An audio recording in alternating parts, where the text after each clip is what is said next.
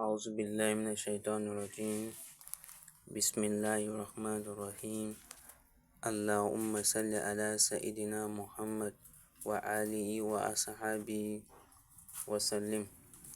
Jama'anmu assalamu alaikum wa rahmatullahi ta'ala wa barakatu. Muna muku barkanku da wannan rana ta Alhamis. Ya Allah, dukka wani alkhairin da ke cikin wannan rana, ya Allah ka sada mu da shi. Dukka wani sharrin da ke cikin wannan rana, ya Allah ka kare mu da shi. Ya Allah ka sa zukatanmu da ya cika da imani, albarkacin bijayi sayyid sallallahu alaihi wasallam.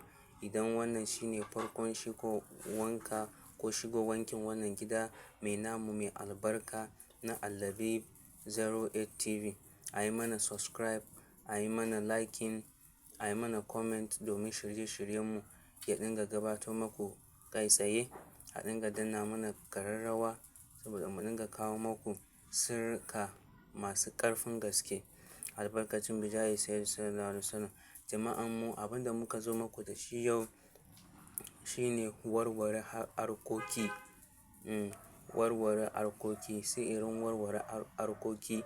Duk wanda yake sana'a ko yake ta wani business ko sai da fili ko kasuwa ko wani abu dai, duk wani aikin da kake yi, idan ka aikata wannan sirrin za ka samu ci gaba a cikin harkokin naka, albarkacin bijayi sayyid sallallahu alaihi wasallam.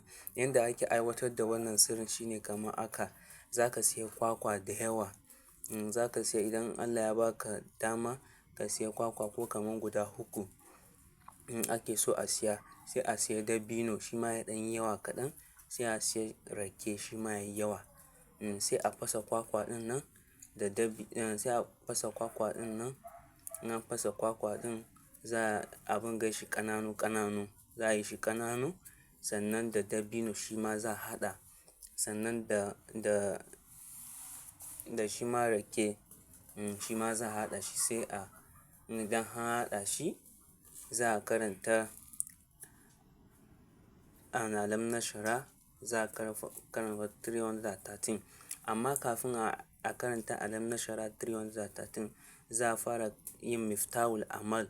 Za a yi Astaghfirullah, za a yi Astaghfirullah, za a yi La ilaha illallah, Astaghfirullah 100, La ilaha illallah 100 da salatin Annabi 100. Sannan sai a aiwatar da wannan sirrin. Kafin a aiwatar da wannan sirrin, idan aka samu dama a siya turare, a siya turaren don du'ala. Idan ba a samu dama ba, a bar shi. Sai a aiwatar da wannan sirrin, a yi addu'a a cikin wannan su abubuwan nan. Sannan bayan an gama yin addu'a a kai, sannan sai a je a yi ma yara ƙananu sadaka da shi. Wannan sirrin ana aiwatar da shi ne ko yau ranar Alhamis ko kuma ranar Juma'a. Shine ake aiwatar da wannan sirrin. Bijayi sayyid sallallahu alaihi wasallam. Mujarrabun ne sosai. Idan ka samu ka aiwatar wannan sirrin ko da sau ɗaya ne a wata, harkokinka za su dinga tafiya sosai cikin sosai. Allah ya sa mu dace. Jama'anmu, a nan ne muka kawo ƙarshen wannan sirrin namu.